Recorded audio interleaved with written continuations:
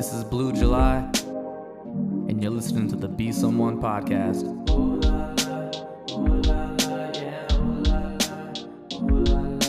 Lights looking bright, the H got the vibe. She's my name on the signs, it's my time to shine. When I was cruising 45, and it crossed my mind that I shine like the sun and that I'll be someone. Hey, welcome everyone to the Be Someone podcast. This is your host, Coach Chris Ortiz, and I am joined by some lifelong friends, Paul and Tiffany, Ivanovsky. How are y'all doing today? So good, so good. What's up? Not much, man. Not much. It's been a long day. That lightning storm got me up at like 3 in the morning, and I've been driving a Knox school bus, to and from Tomball Memorial, getting the orchestra kids, back and forth. They did well. Superior ratings on their UIL competition, and I don't know if y'all know Shelby Nichols. I don't think she was there when the girls were there, but wonderful teacher. I love the way that she conducts herself. Her kids can play the hell out of those instruments, and they love her. That's awesome. Perfect. A good music program makes a difference in the school. The kids have that right now at Concordia with the guy that runs her program there, and they're just so phenomenal. The choir there, the whole music program. Yeah, like it's a part of our soul. I feel like music goes with any and everything. It goes with athletics, dance. I mean, we could probably piece together music, and fuse memories. Songs typically bring back memories for myself. So music is extremely powerful, and it's an important part of the human experience. Yeah, for sure. Well, I'm going to open up with this, and this is something that kind of helped me along when my father had passed away. I remember a post that you had made, Miss Tiffany, and you were talking about, like when we have a loved one that's passed, like we don't want to avoid conversations. Like we like to talk, about, our past relatives. And when my father passed away, it hit me quite hard. I loved my dad, and I really feel like we were getting into the sweet spot, of our relationship. And it really comforted me to speak about him. And I really took this advice off of you. I remember you made a Facebook post. You're like, I want to talk about my daughter.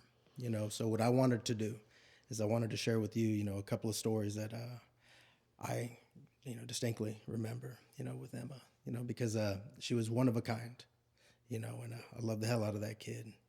But I'm going to start with this, and I want to put a smile on y'all's face. I remember we're playing McCullough for the district championship.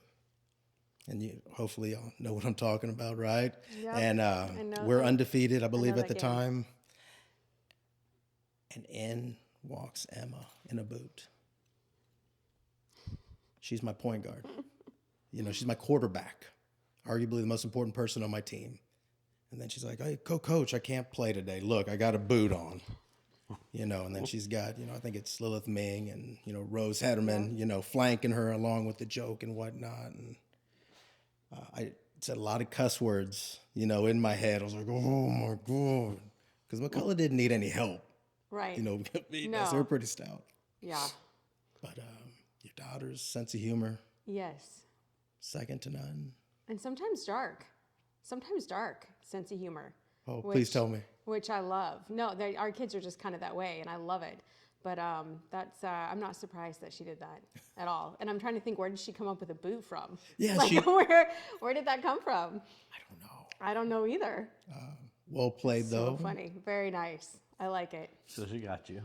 I like it. My heart jumped up, into my throat. And then another story. I remember we were playing a softball tournament, and I don't know why we scheduled this, but we were playing somewhere out in Baytown or something, really far away. And it was a rough season. Yeah. And I think we had played 2 games that morning, about an hour away. And for whatever reason, we had another district game scheduled against Atascocita, which was a pretty stout team back at College Park. I looked at the schedule and I was like, can't be real. We can't have 2 tournament games and then come back to College Park and then play a stout Atascocita team on the same day. So all the way home on the bus, I'm just like going like this because we had taken it on the chin twice that morning. And this team that we were going to play was head and shoulders better than the team that we had just got through playing. Yeah, I think that Atascocita team had like 3 D1 commits or something on it, and they were like freshmen. It was crazy.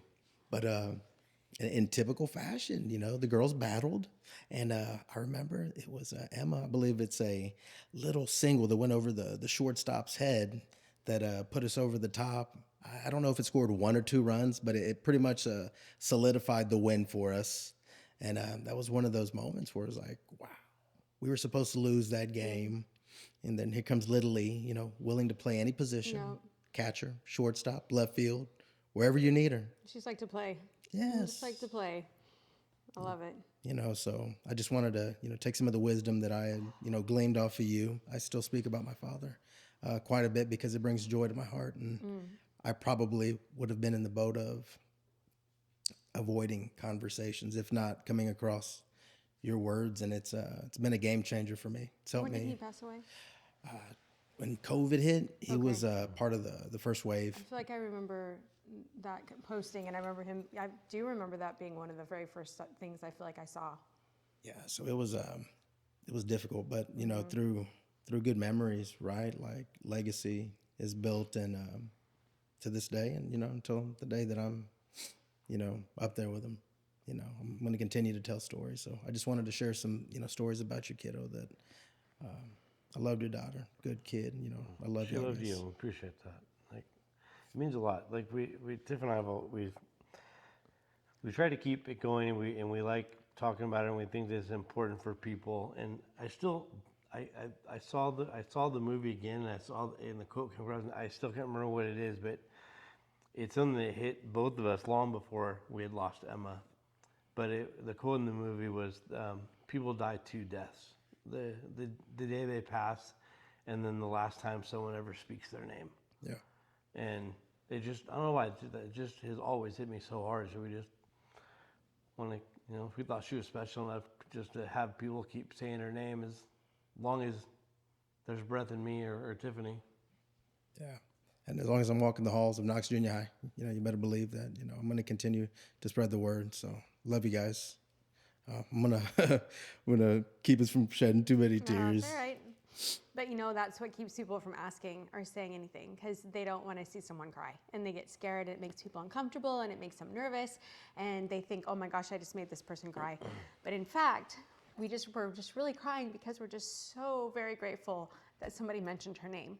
And it's not, it's sad, but on the other hand, we're grateful. And so that's the hard part. And that's, I think, too, what I try to post and tell them. I'm like, don't let it scare you. And if they cry, that's okay. They're just grateful that somebody asked and they had a chance to say their name or whatever. And we know that makes you uncomfortable, but don't let it keep you from doing that.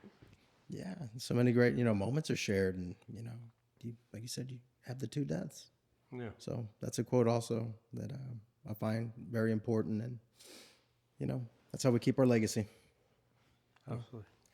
I wanted to really talk with y'all because I'm at a juncture in my life right now. I love, teaching and coaching, but my eyes have really been opened to what can happen as an entrepreneur, and I've been blessed enough to watch y'all, start y'all's business. When I saw y'all starting your business, it was out of your garage, and it probably started somewhere even smaller, maybe like a guest bedroom or something that I'm not aware of. Kitchen table. A kitchen table? Kitchen table. Absolutely. Kitchen table, and then me sitting cross-legged on the couch with my laptop on my lap. So, As an entrepreneur, like, what was it? Did you wake up like that? Did you just have this bright idea and say, I'm going to go into action? Did it live inside you? Kind of talk to other entrepreneurs out there. I think I do believe for entrepreneurs, sometimes you kind of have it, and then sometimes you don't, and that's okay. And so a lot of what I've had to realize also with some of even my kids is some of them are entrepreneurs, or they kind of have that entrepreneurial spirit, and some of them don't have that entrepreneurial spirit, and one is not better than the other. There are things for everybody. I would never ever be successful as a doctor or as a nurse or someone with a very structured job and a set rules of things to do. I would be terrible at that. I would hurt people probably. It would not be, it would be absolutely terrible. And so we have to have people that are so good at those kind of things. And you've got to have people that are good at thinking outside the box and taking risk and living a chaotic lifestyle and these kind of things. One is not better than the other. It's just a kind of, I feel like a personality thing. And some of it just happens, and some of it, I think, starts maybe when you're younger. And just a lot of what I see in people is just a nonstop hustle. Okay. And not in the bad way. And I know sometimes when you hear that word hustle, like it can be kind of negative or icky or whatever. But when I think about it, like it's always a hustle. It doesn't stop for good or for bad. Like, so when y'all were younger, were y'all hustling? Did y'all have the lemonade stand? You know, were y'all pushing the lawnmower? Was there something like at an early age that you could identify? She babysat her butt off, and I mean, I started paper routes when I was in 6th grade, 5th grade, something like that. So I mean, I think we both have always just kind of had a desire to keep moving, try to keep and do things. I mean, I think I work.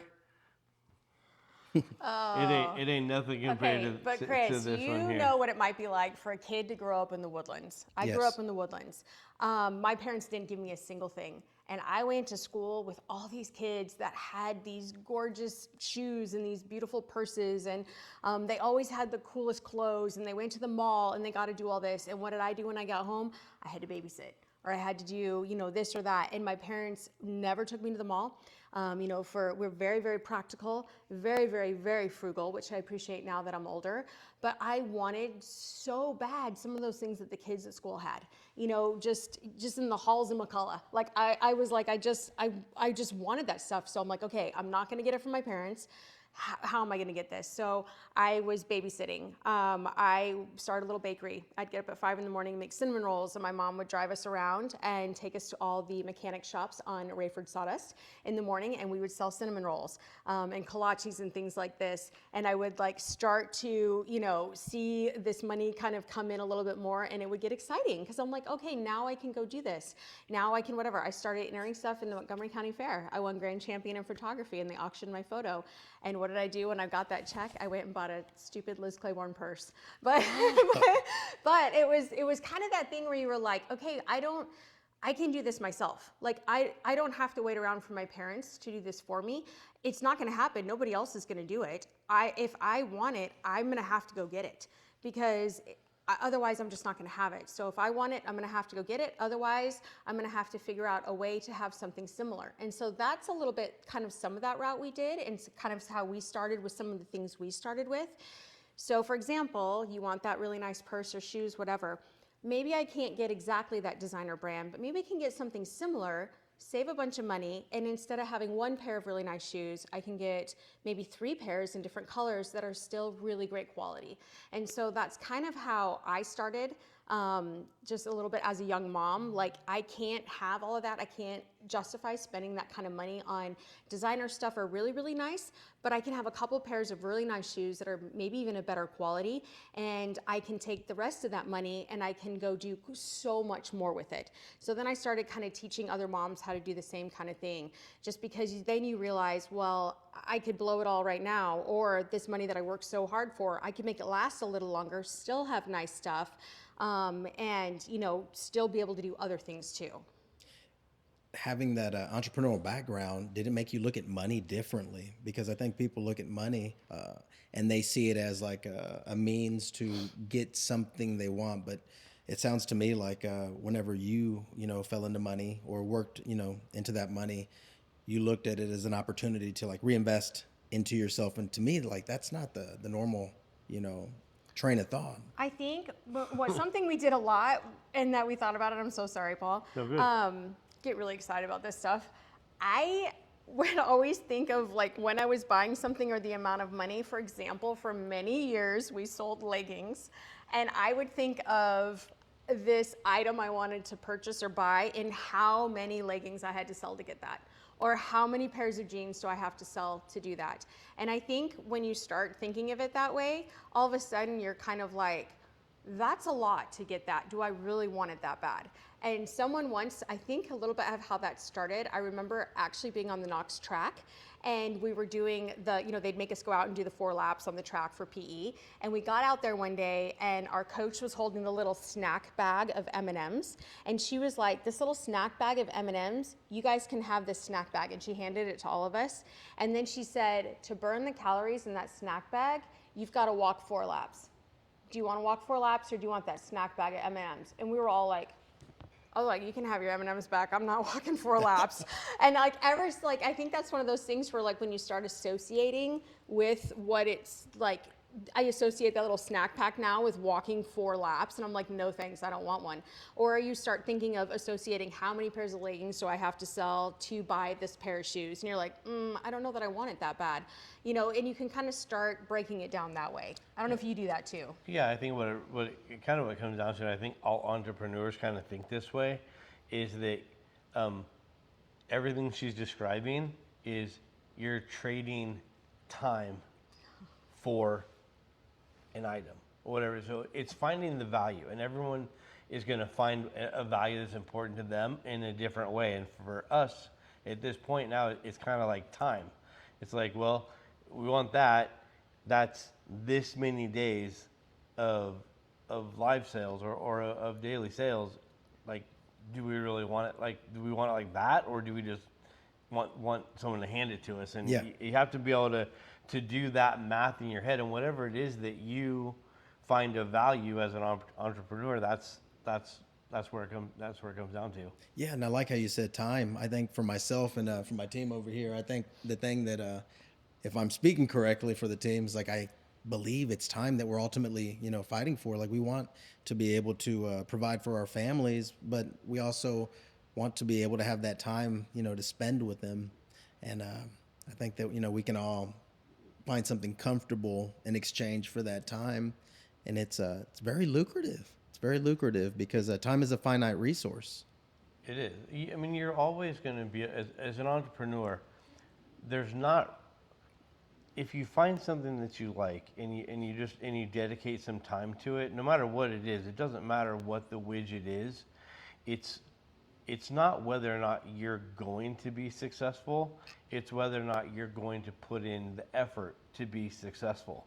No matter what it is, people buy everything. I mean, there's a market for everything. It's just a matter of, do you want to put in the work and the time that it takes to become successful? Can you put in the mountains of time that it takes to get the payoff? I mean, like, and it's not always glamorous. That's not sexy all the time, huh? It's not. I literally was cleaning toilets and stuff today, so it's not. But it's just really important that you figure that out. That's why what Tiff was saying is exactly right. Not everybody is built like that. Her brother is freaking super smart. Not an entrepreneur. His wife, however, is a little bit of an entrepreneur, and they started a little side business, and they're doing really well with that, and it's something that Ben loves. But it's like, Tiff, like, if you had asked her growing up, she would always say, I'm going to be married to an engineer, I'm going to be married to a geologist, like structure, and like, but that's just not the way that she operates. She loves being an entrepreneur. She loves that she can turn on a camera or go do this or different ideations of how we've gotten to where we are. She can go do that thing, and she can hear the cha-ching, cha-ching, cha-ching. It's addictive sometimes, some really of that is. kind of stuff.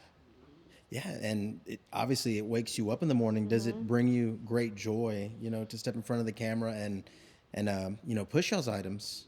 Well, don't you think, like, how difficult it would be? I don't think you could be successful if you didn't love it in some, you know, some form or whatever. Like, I can't think of something else I'd rather be doing. Like, if it's not my job, it's my hobby too. Like, I love everything about it. Like, I love marketing. I love the marketing of it. I get excited about the stuff I'm going to show. I love going to find the stuff I'm going to show. And then I get really excited about it when I get to show it to the ladies that I think they're going to be just as excited about it. So for me, like, how fun is that? I'm literally a personal shopper for people. Like, I mean, you can't get any better than that. So I love what I do. I think that it translates through. I think our customers can see that how much I love it. I definitely would not work like I did if I didn't love it. And part of what happens, I think, too, is that I do love it so much. It's also kind of like a hobby or what I would be doing if I wasn't working. So then what happens is, instead of actually having other things that you do, it's really all that I want to do. And then you kind of find that hard part of being an entrepreneur where then you're apologizing because you work a lot. And it's hard because you love what you do. And I'm like, if I'm not with my husband and my children, that's the first thing that I want to do every day, all day, and that would be my first choice. My second choice is my job. Like I don't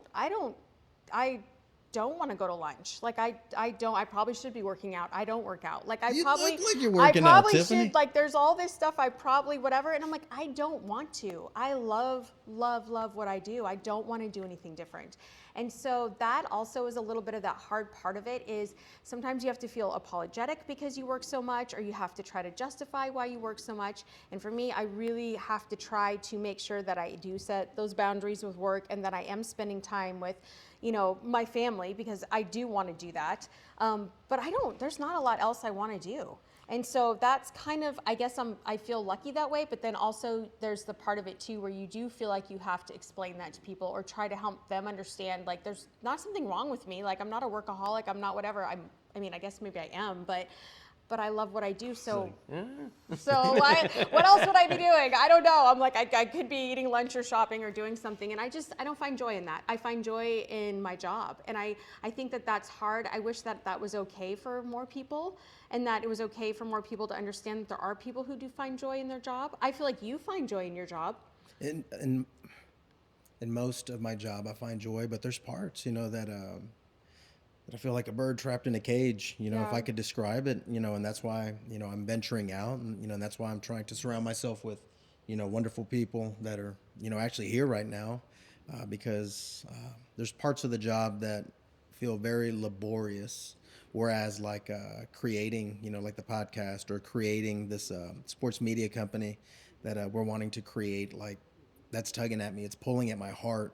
Yeah. I love sports. I love helping people. It feels like it's a perfect marriage. And like, I've got a super talented team over here. Got Dan, smartest guy in the room. Got a world-class videographer. I got a world-class top shelf, graphic artist. It's like, I'm good at creating teams. And I know that, when we synergize, that something special is going to happen. Yeah.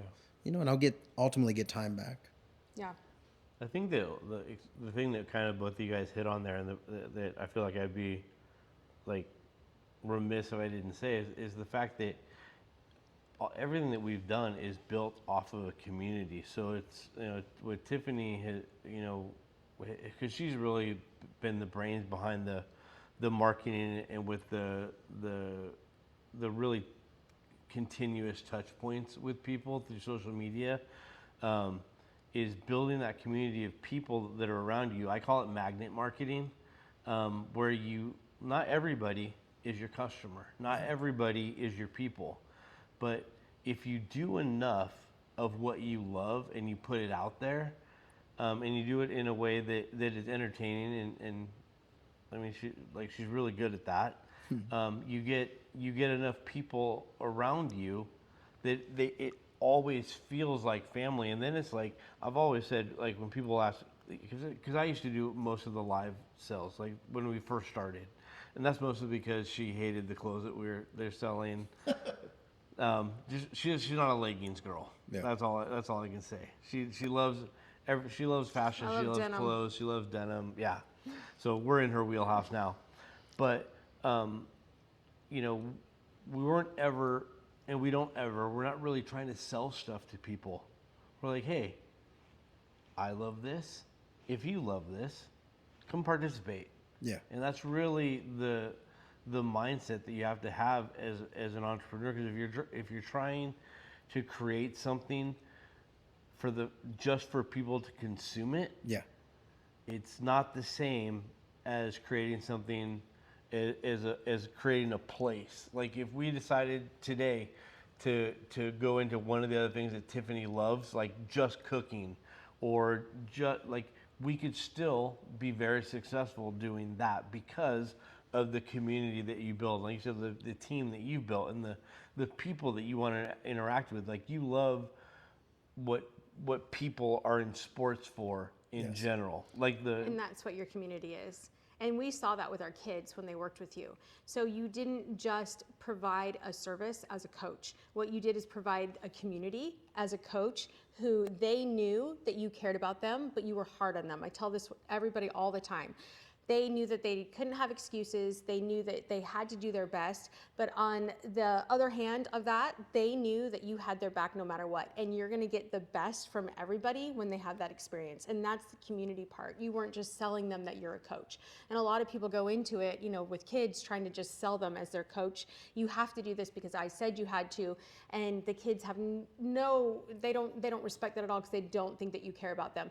They knew 100% without a doubt that you cared about them. They knew that you were going to help them get to class and not get tardy because you were spending time with them in the hallway because you knew that they needed it. And because of that, like they would give you everything that they had. That's the community part of it. And I mean, whether or not you had to do that however many years as a coach to like really realize how much people, thrive on that and love you for that, but that's what it is. I mean, people are going to follow that. It's magnetic. It's what it is. Definitely a lot of trial and error, right? And I imagine on y'all's side too, there was some trial and error. Oh, for sure. I mean, neither one of us, like right now, our business is at a place where we're in a 20,000 square foot warehouse. We have over 150, 200,000 pieces of inventory, roughly 45 employees, a storefront.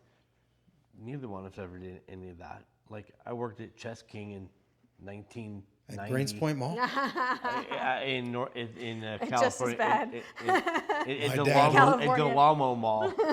My dad loved that store. Oh Yeah. my gosh. I mean, but Chess King. like that was the extent that, and I worked at Foot Locker when I was a sophomore in high school. I mean, I worked at TCBY in Panther Creek. None of us had experience. Our warehouse manager is a stay-at-home mom that just temporarily came to help a friend that was working for us at Christmas time for a month, and she's here 6 years later running our warehouse. Never did anything like that. I tell you, you want to get stuff done. You just get stay-at-home moms. You find some stay-at-home moms. They know how to get shit done. Well, first off, everybody's scared of them, and then second, they can multitask like nobody's business. That is actually the key and secret to our business. Don't tell anybody. It's stay-at-home moms. No, that sounds, genius, and I think sometimes, stay-at-home moms are overlooked. It's like, oh, you don't have a job. No, actually, you have the most important job, and you're never off. You're always on, perpetually. Well, and I think it's just, it's the crazy multitasking, and it's the putting up with shit all day, and people coming in to you complaining about bizarre things where you're like, I hear this all day anyway. Shoot, give me something new. Like, your problem right here. I can empathize with it. I can fix it really quick, and then we're going to move on. And so it works really well. I feel like our first 10 employees, which cover like where we had 10 employees, was probably the first 3 years of our business or so. Our working hours for the fulfillment side of our business and our package out was 9 to 3, on purpose, so that moms who had kids could come to work after they dropped their kids off and leave to go get their kids from school. Like that was what we intentionally made our workforce for. So kind of crazy. Well, here's a question that I have too. Like, what are signs that that you're growing and that you need to expand, your help, so to speak? Because I remember sitting at a table and asking you a similar question, and at the time, there was so much info, I couldn't take it all in, but I know that there's importance, in this question. This is rough, especially for someone that likes to do all their own stuff. So many years ago, I have 7 children. The amount of laundry that I did alone, and my kids always had to do a lot of their own laundry. So they learned very young to do their own laundry. She wants the title on herself. And and Paul, this is something we also tried to teach other people. This is a really good lesson for anyone who's an entrepreneur. Sat down one day and said, if we hired someone to do laundry, Tiffany, how much would we have to pay them? So we went and looked, found somebody that would come to my house, do our laundry. How much would I pay them per hour? Now, if they're doing laundry 2 or 3 hours a day and we're paying them $16 an hour, whatever it might be, $20 an hour, how much am I making if I'm sitting there straight up working for 3 hours? $80 an hour, $100 an hour, how much am I making an hour? So for us to hire someone to do some of these things, it was actually costing me money to do laundry. Now that might it sounds crazy, and a lot of people, when you say that, like, well, it must be nice, or what, whatever. But when you start thinking about the jobs that you're doing at home that are taking up a majority of your time, and you look at how much can I hire, bless somebody else, do whatever it might be, hire someone else to do some of that stuff so that I can continue to work and build my business, or do the things that I am good at. Is it worth it to do? We had to break that down. It's going to be different for everybody, but we broke that down. It was better for us to hire someone to do laundry and to help clean our home and stuff than it was for me to continue to do it, be mad, yell at everybody, not get to spend time with people. And then it kind of came down to, it is more important for me when I am at home that I am with my kids, that I get to make dinner. I like to cook. I like to make dinner. I like us all together at that time. I want to spend time with the kids, help them with their homework, be together as a family. Now, everyone still has chores. I still have chores I do. I still have my stuff that I do or that I have to do. But having someone help us do some of these things and what we're paying them per hour allows me to work more, and I can actually make more money and have someone do those things. Sometimes when you say that out loud, it's abrasive to some people. They don't understand that, but it was very hard in the beginning for me to understand that because I felt guilty or bad or I didn't understand it. But once I realized how much time I was getting back, that I could continue to work and build my business, it makes so much sense. I think that for the kind of the easy way, or the kind of the nugget for people to chew on, that where it makes the most sense, is my rule is anything that you hate or you suck at, get rid of and let somebody else do it. So if someone is listening to this and they're going, well, I like to cook, I like the laundry, great. There's something that if there's something that you don't like, if you're an entrepreneur, or that you're not very good at, right, that you can farm out, and that may be something else in your business, right? I don't particularly like shipping. Tiffany, like, she likes it sometimes, but there's jobs in everything. Neither one of us are fantastic graphic artists, so that would be something that we like. Tiffany can do it. She can get in Canva. She can build whatever she wants so that it's. You usually know it's me. It's fairly embarrassing, but I can get it done. No, but it's good. If we could have, but there are things like that. So it might be something different. For me, with 7 kids, laundry took up a tremendous amount of time. But whatever it is in your business that you feel like, hey, this is not a good use of my time. I don't like it. I'm not great at it. Farm that out. And the direct answer to your question before about how do you know when it's time to grow, that's one of the keys to helping you grow. The big thing with growth is you always have to prepare ahead of time. If you grow too fast and you don't try to build out those systems ahead of time, a lot of times it can squash you. You're gonna end up with really bad customer experiences and bad things, which you don't want. You won't be able to get your product out. There's always going to be a little bit of that, but if you want to grow and you're committed to growing, you have to commit the functions of your business first. What can my business handle right now? Like at your size, how much business can you actually do? And so if you want your business to be bigger, you have to make it so you have the people in place to be able to grow, or else you're just not going to. You're really not planning to. You're really thinking, I'm not really going to grow. I just want to grow. Yeah. And this is why it takes 2 people, because I'm balls to the wall. I'm like, I don't care. If I get a big contract, let's figure it out. I'll hire people. I'll stay all night if I have to. I'll get my kids to help me. I'm just kidding. Like, I'll do whatever it takes. Like, I'm like, I'll figure out how to make it happen. If there's an opportunity, I don't want to miss it. You also have to have somebody that's like, or you could ruin your business. So let's kind of like have some of that. Let's be crazy. Let's take a whole bunch of risk and let's figure this out. But then on the other hand, we can always get some stuff in place first, kind of before we do it that way. I always know she wants to grow, so I'm always looking to try to get our team just right. So it's like, all right, how are we going to do this? We got to figure this out ahead of time. But I feel like you have to have a little bit of a balance of that. But you're absolutely right. We have seen people absolutely take some risks that they had no planning ahead of time, and it was a huge mistake. But on the other hand, if there is no risk, there's no reward. Right. No risk it, no biscuit. You have to be prepared to grow. If you want to grow, prepare yourself to grow. Don't just say, oh, I want to grow. That's like a kid that says, I want to be in the NBA, but doesn't want to shoot, doesn't want to practice. Doesn't happen. Not going to happen. Man, that's really good stuff. Something too that I've noticed about y'all that y'all seem to have like leveraged social media just in the proper capacity. What advice do you have, for fledgling entrepreneurs when it comes to using social media and harnessing all of its powers? Because it seems like there's no more gatekeepers. Oh We can gosh, essentially all get out there social and show what we media have. is amazing. It is a freaking free platform that you can grow your business on. Like it's unbelievable.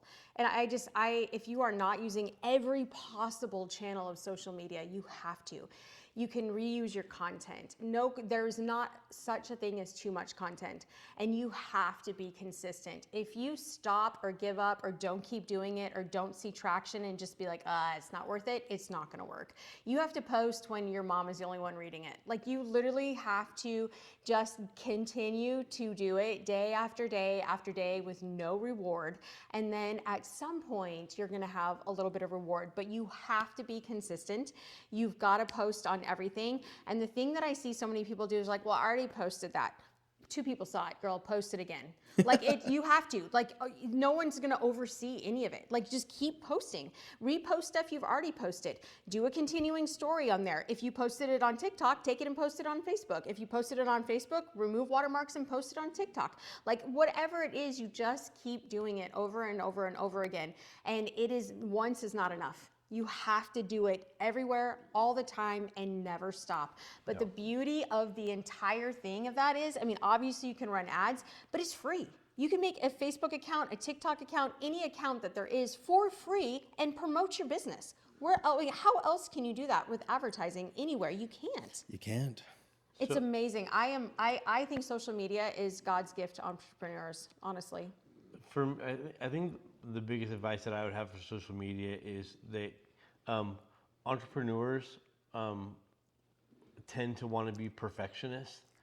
On social media, it doesn't matter. The more authentic, the more real. Like when I was doing my blog, my Walmart blog, The couponing. yeah, my videos, I never retook them, ever. Whatever came out of my mouth, whatever I said, no matter how bad I screwed it up, because that way people were getting me. The real Paul. Right. Tiffany does almost all of her videos live. It's one take. It's one take. It's authentic. It's real. And I'll tell on ourselves a little bit. We have not. We grew and we really took advantage of Facebook. We were really early adapters to Facebook, and we did extremely well with that. We were very resistant and hesitant to get on TikTok. But we've been on it, 2.5 years now or so, and she's built an insane community. They're different communities too, They're right? very They're different. very, very, Very different, and they different. interact very, very differently. Yeah. We are a clothing, essentially we're a clothing business, and we don't do shit on Instagram, and we really should. Our Tiffany's capacity, she is very, very tapped at between TikTok and Facebook.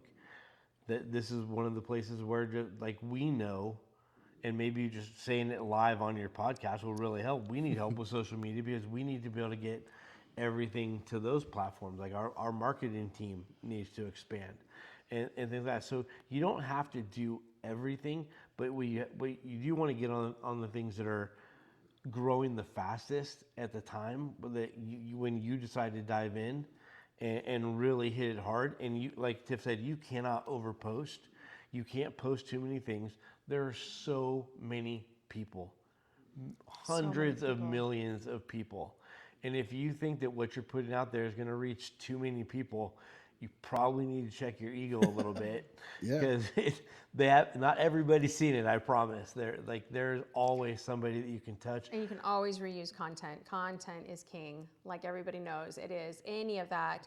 Break everything down, clips of everything. If you have any kind of content, you can use it in so many different ways. Pull it apart, recycle it, do all kinds of stuff with it. It's never enough. How long did it take till you saw some traction starting to occur, and what constituted traction? So for me, I typically, with everything I've done, have been able to grow really well organically. Now you mentioned Instagram. However, I did grow my Instagram Yeah, she grew it. very Yeah, yeah, quickly yeah. and got verified very fast. And then I just got disinterested in it. I just kind of fell off that it wasn't my thing anymore. I'm a little more old school. I like posts and not reels as much. It just didn't hit me anymore the way I loved it. So I kind of like let it fall by the side. Facebook on there, I like it because I can type something out and tell a story. And I love to tell people and I just show them stuff or be like, hey, did you know you could do this? Or did you know you could do that? Or did you know that this denim is super stretchy and the butt doesn't sag on it and it has really good recovery at the end of the day? You might like that pair of jeans. And so I like to be able to tell a story with it. And so there's some of those platforms that just kind of hit you a little bit better. Traction to me is when you start getting comments, when people want to interact with you or ask you a question. So there are so many things in social media that you can learn how to do, obviously, to get those reactions or those questions, or what it is you want. What time of day do you post what how do you get that engagement? Did you ask a leading question? What's the call to action? All of that kind of stuff that you have to pay attention to. Sometimes it can come really naturally, and sometimes I have to think about it and really kind of figure out how to do it so that I can get a reaction. Good and bad. I don't purposely go and try to get a bad reaction. I've had that happen. It's not always super fun. But it's still engagement. I never delete anything. If I made a mistake, I just let it go. If I said something dumb and you get called out on it, I'm like, my bad, you're right. I was completely wrong. Didn't mean to say that way. I was incorrect. Let it go. It's still interaction on there. So I feel like I'm seeing success and seeing traction when I'm getting people responding and asking questions, and then I can respond to them again. Okay, and it's important too to have that dialogue back and forth, right? Like it just can't be unanswered. Like it is, because I'm not putting stuff out there just to hear myself talk. Like I do love to talk. Like I love people like that way, but like I want the interaction. Like I want them asking questions about it. She wants that dopamine hit. You do. I want to. It is. It's a thing. I mean, I want to have the conversation. Like I said, I don't have a lot of friends. I don't do a lot of other stuff. I feel like I know these people. Like I feel like I know what's going on in their life. I feel like I care if they're interested in what I'm doing. Like I care if they truly have a question, and I want to be able to answer it. And so then you're building that, and that does build that community. These are a community of my people. Yeah, well, there's two things too that I wanted to ask you about. Like recently, y'all gotten into the storefront. What was it that told you that okay, let's go this route? Because I've been very successful. Oh, I can already see without you even saying anything. Nobody wanted a storefront. Sheer stupidity. Sheer stupidity. No, actually, what happened was we had talked about it for a while because we've always had such a good local presence, like as far as with the couponing and with teaching people. You have a community. And we have we had our segment on ABC, and we did a lot of stuff on Fox News and stuff like that. We wanted a place where the people who have been with us and through the years, seen the growth of what we've done, be able to come and participate in our business in a more personal way. And just be able to try on things. Like it's not always easy to buy stuff online, but so we wanted to. It is easy if you buy the same 501 Levi's in the same inseam and waist size for 25 years.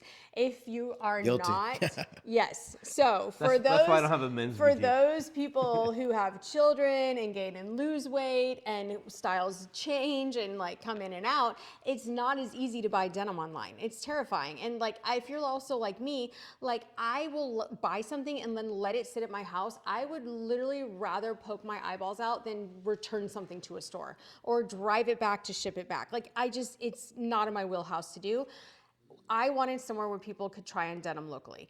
Our business is online. It's always going to be online. E-commerce is where it's at for us. We wanted something local that people locally could come in because they ask all the time to come to the warehouse. Can I just come try on denim? So we built the brick and mortar, fill it full of denim for people and our favorite shoes. Come in, try it on, know what size you wear, feel confident because the brands are consistent. So once you know what size you wear in boutique denim, which is so flattering because it's vanity sizing, so I don't know if you know what that means. So let's say in a department store size, I normally wear a size 10. In boutique denim, you are gonna size down 1 to 2 sizes. So instead of wearing a 10, you wear a 7. So all of a sudden, these women are putting on these jeans and they're like, oh my God, I've not worn a 7 since I was in high school. This is amazing. And then they fall in love and they want to buy that denim because it feels so good. And they're like, I want to wear my jeans inside out so people can see what size I'm wearing. So like they love it and they fall in love with this denim. But they need to try it on and see what size. But then once they know what size they wear, now they can purchase it online because we don't have everything in the store. We only have 3 to 5% in the store what we carry. But now if we drop it to the app or it's online, they're more confident knowing what size to buy. And that's really what we wanted. And for me, a little bit of the side effect of this that I didn't expect was that in what I do, I'm so isolated all the time. This is literally me every day. Me by myself with a camera trying on clothes for people. Like, your kid at school, they're like, what does your mom do? She undresses in front of a camera. So they've said that. I'm like, that's not quite. But not OnlyFans. that's not what your mom does. Well, yeah, with her clothes on. So, but yeah, thanks. So no, but I'm by myself and I'm like, I'm isolated all the time. But now the people who I feel like I know personally, just because I see their name year after year and I, see their profile picture, all of a sudden, like they're in my store. And like, it's kind of emotional sometimes for me when I see them and I'm like, oh my God, like literally, I feel like I know you. Like, I feel like I truly know you. And they're like, I feel like I truly know you. And we've never met or ever actually had an actual conversation. And now I get to see their faces and I get to meet them. And so that was kind of a side effect of this, but that's kind of my favorite part of it. Value of community. Going back to it, it seems like it's a central theme in what we're talking about. And the real people too. That's what's cool about it. Yeah, and you have a new venture. We have a Cattle Drive Live. Did I say it correctly? Tell us a little bit about Cattle Drive Live. Well, Cattle Drive Live is really, okay, so. Well, and to be really clear though, it's not money making for us. It's helping artists, local, that are coming through. Oh, it's a beautiful thing, though. Yeah, because cool. It's more of just it's more of a passion project. Like Tiff and I, our favorite thing in the world to do is listen to live music, and we were introduced to these things called house concerts, which are where really, really fantastic artists, but maybe you haven't heard of them unless you listen to like. They're emerging. Texas country, or they maybe they've been around for a while, but they've just kind of reached a level. There's like one step away from making it big. Where it's like you listen to their voice, you hear them sing, and you're like, how have they not blown up? Like one guy that we're having later this year, his name's Jason Eady. We saw him at a house concert in Champions, and he's telling stories of how him and Chris Stapleton were working at bars in Nashville, and they would just trade out bartending and entertaining and singing and stuff. I'm like, Chris Stapleton was 35 years old when he made it. He's like,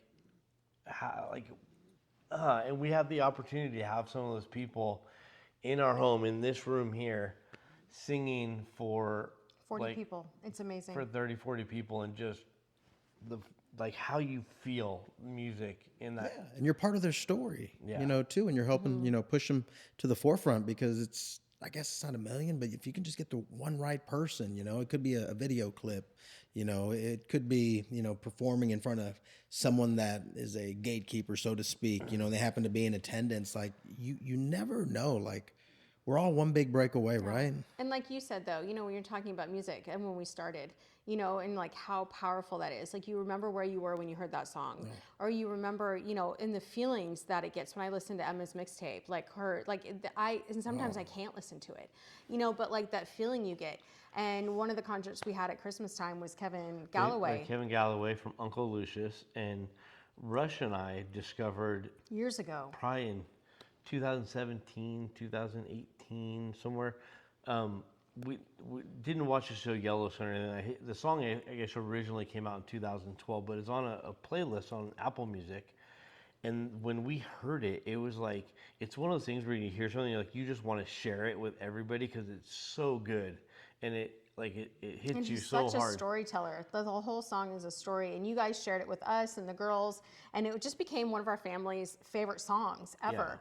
Yeah. And then to have Kevin Galloway literally sitting in my living room like this, like right here, singing to just a few of us, and like just so grateful, and it was just so emotional. All of us, like our whole family, we're all just looking at each other. I think we're all just super emotional. Like, this song means so much to us as a family, and this artist is literally right here, and it was so beautiful, and we instantly fell in love with the idea of, these guys coming through. A lot of them are on their way to other venues, and sometimes they need an extra stop. And unfortunately, they don't get paid what I feel like they should be paid. And so if we can kind of it's not what you would think anyway. If we can add an extra night on a weekend for them here. Yeah, y'all are like a wonderful little loophole, right? Because a lot of the places they perform at, there's like a non-compete clause. Right. So we're like, basically we're what they call, I think, I'm trying to learn some of the lingo, because I'm like, I just want to hear music and I want it to be in my living room. So let's make this happen. So we have some friends that are trying to help us with that, but it's called a routing show. So it's like they have these tours, or they have events planned at some of the big places around here, the Do-Si-Do, there's a place in Tomball, there's White Oak down in Houston, but some of these guys, they're here for a night, but they could use an extra show or something. So that's what that is. So like tomorrow night, which will be after I think this is all shown, we'll have had Taylor Honeycutt here, who is she is really up and coming. She has, like, from everything that I've seen and from listening to her music and like a lot of the reviews and stuff, she's been hitting my TikTok hard. She's really, really on the verge of coming up. Like, she's got that great raspy voice that's just super sexy. I just love her. Like there's one girl that I had been listening to that we had her booked for a pretty good amount, and then she caught her break and she opened for Stevie Nicks. And as soon as that happened, we were like, no. And then There's she no wanted way we can have her now. a big number. Yeah. To come. But you're like, that's what you want for them. You're like, course. God, good for her. Good for her. And her name is Abby Anderson, and I would listen to her anywhere. It's amazing. And an artist just wants to know that their work is valued. Yeah. You know? For real, because a lot of these guys they're just, it's cool to see how passionate they are. Like, for example, even Kevin Galloway, like we were trying to get everybody like a tip jar he wouldn't even take tips. And we were like, dude, like everybody wants to give you money, like take it. But he just is so passionate about what he does and feels so strongly about it that he wouldn't even sell merch. And and then here's me, salesperson. I'm like, sell the merch. I want a t-shirt. Like, we all wanted his stuff, and I'm like, I would so proudly wear that. But he's just so passionate about what he does. He just felt like in a way that devalued what he did. And so I just respect that, whatever, however they feel about what they're doing. I think for some people like Kevin, where he was here, he was just so grateful for the opportunity too. Like, he is a very humble guy. Yeah. And just, he didn't want to, he didn't want to ruin the emotion of what he felt like was here. He actually told us that it was the quietest show while he was singing. It was the most attentive an audience had ever been. He's like, and then when they were done, like, we would all totally freak out. But it was like, he said it was really one of the coolest experiences he's ever had. It was cool he felt that, because we felt it. Yeah. And so I'm glad it translated and he felt it too. Everyone's in singularity. So there you go. Well, we're coming to the end of the show, and I wanted to ask y'all like a question specifically, for myself and my team. What would be like 2 or 3 pieces of advice that you would give us? Because I've seen you walk your path. Y'all have been very successful. I look up to y'all, and I too, want to grow in that direction, and so do my teammates over here. And we'd love to pick your brains. Maybe 2 or 3 tidbits of wisdom you can sprinkle on us. I don't know. I mean, if you asked me, Chris Ortiz should be like running for president, and I'd vote for him. I know everybody would. So I just don't understand why everybody out there doesn't see what we see. No, they do, because you're growing like crazy. So they do see it. So it's exciting, isn't it? That's cool. Just be consistent. Be consistent. Yeah. I mean, for Tiffany, so we kind of have 2 parts, and people that this will probably surprise you, knowing us pretty well, is that she is the bull in the china shop, and I am the one who cleans things up. So you kind of have to have that. You can't be afraid to make a mess. You can't be afraid to break something. If it was left up to me, honestly, we would probably still be trying to just figure stuff out. And her, it's like we've always kind of made the joke. I'm like BASF. Do you remember those commercials? Oh, that's a VCR tape, right? I don't make anything. I can make everything better though. She can make anything. And then I like, you have to just have a really good support team. And then, don't be scared. You just don't be scared. Though, Tiffany, tell me your favorite quote about failure. Oh, it's not like a quote. We were just in a group of entrepreneurs and everyone was talking about their fear of failure. And this other girl and I were sitting there and we were kind of like realizing there's something probably wrong with us. And we were like, both of us sat there and we're trying to explain how we felt. There's probably something psychologically wrong. I have zero fear of failure. My biggest fear is not getting to try something or not getting to do something. Like I'll have it in my head or I'll see it and I'll be like, I want to do that. And if I don't get to do it, I'm more scared of not having the opportunity to do it than ever the thought of being scared to actually just go do it. And I don't know what that is. And I know in talking to people, and I know from even personalities like Paul, like has such a big personality and people would think he was the one that took all the risk and everything.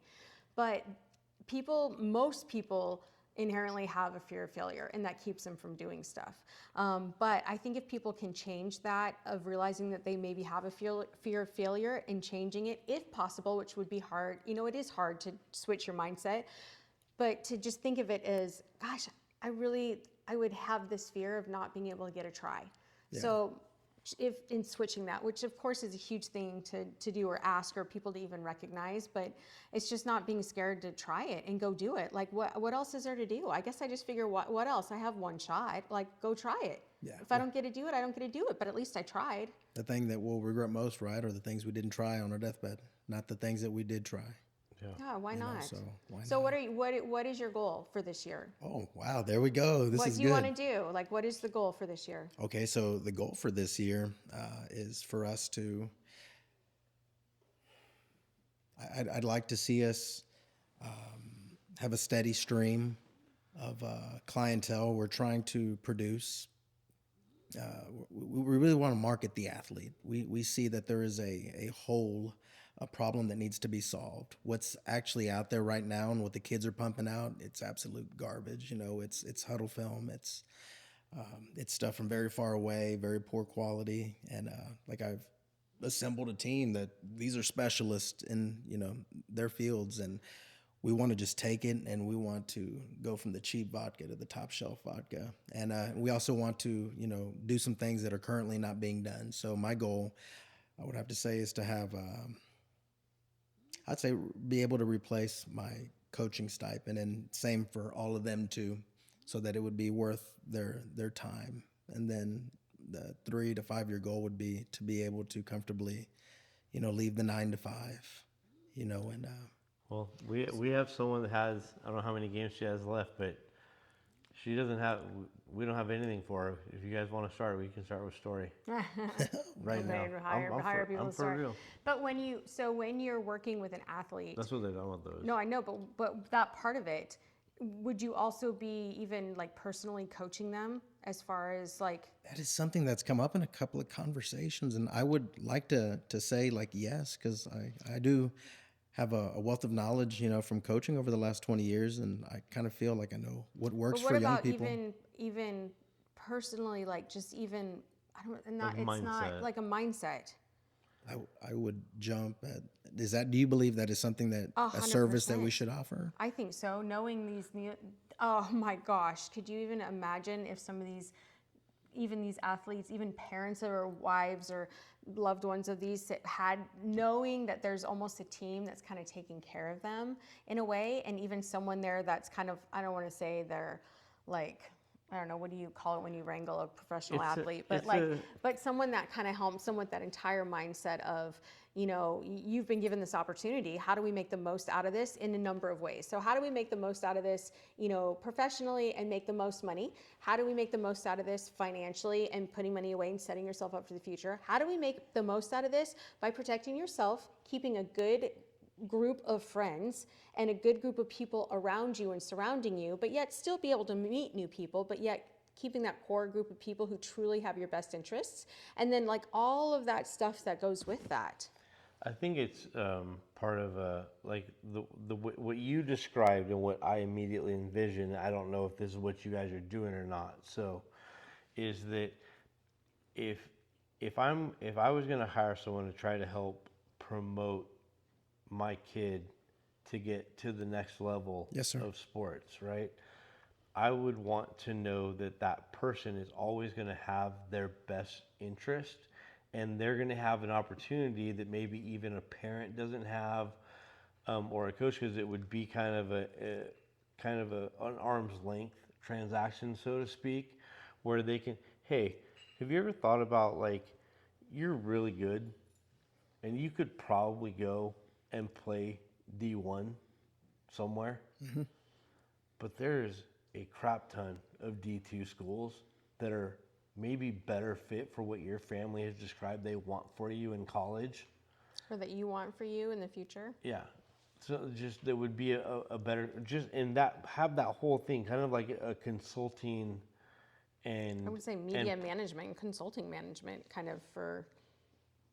like where it's just part of what you guys do. And I think that's, I don't mean to be funny, but it's kind of the Jerry Maguire moment. Yeah.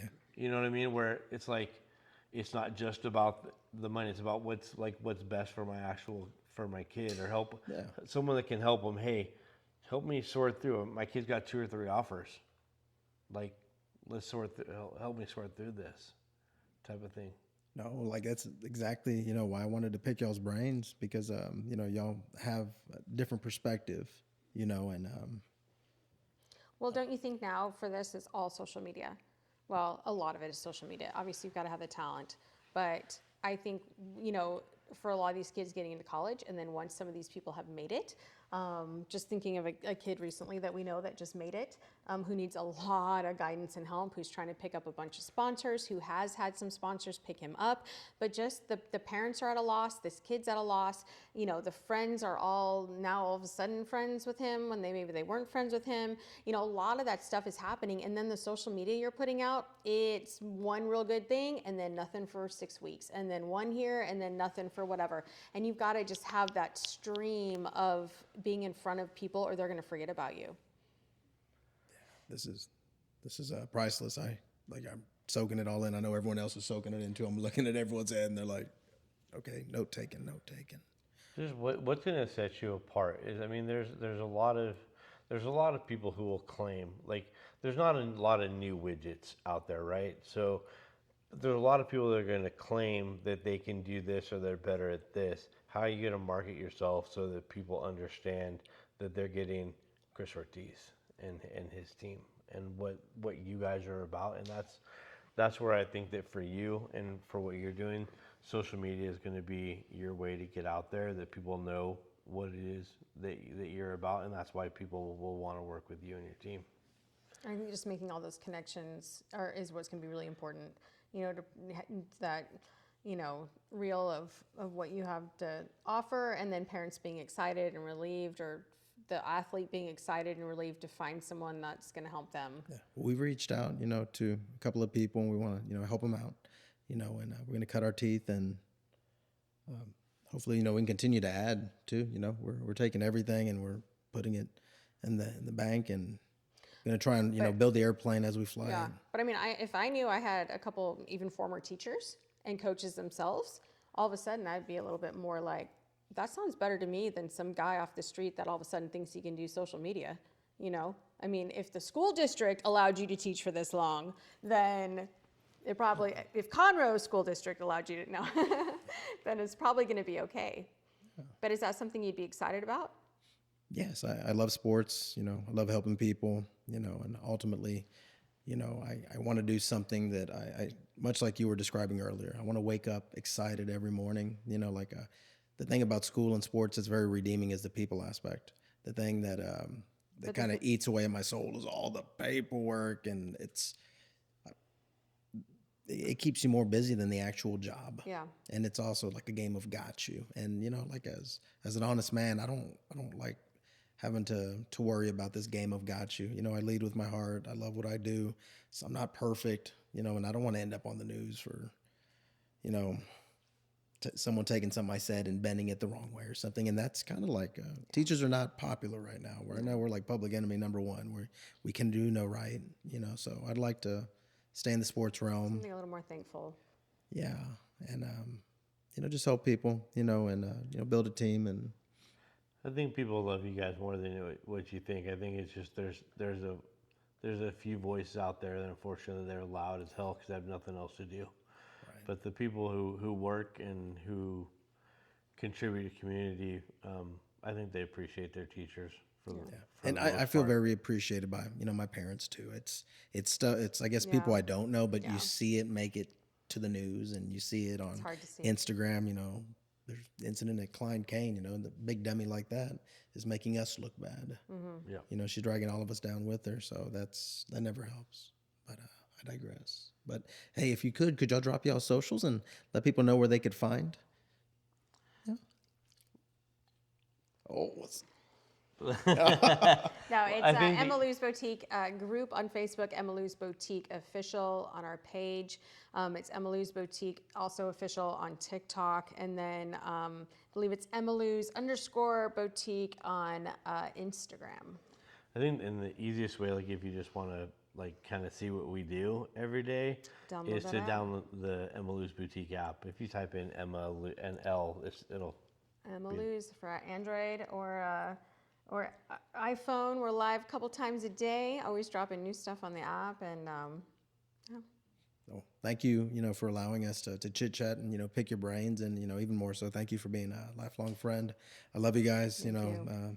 Your family's got a friend in me, you know, and if the girls or even Rush ever need anything, you know, like I'm only a phone call away. So, hey, and happy 50th birthday, Paul, you old man. That's crazy. Yeah, that's crazy. That's wild.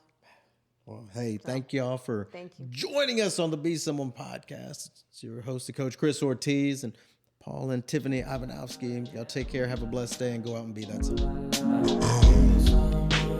Lights, camera, session. Use a flow molasses. Blue to line my fashion. Future branding glasses. Applause from the masses. This is the Be Someone podcast.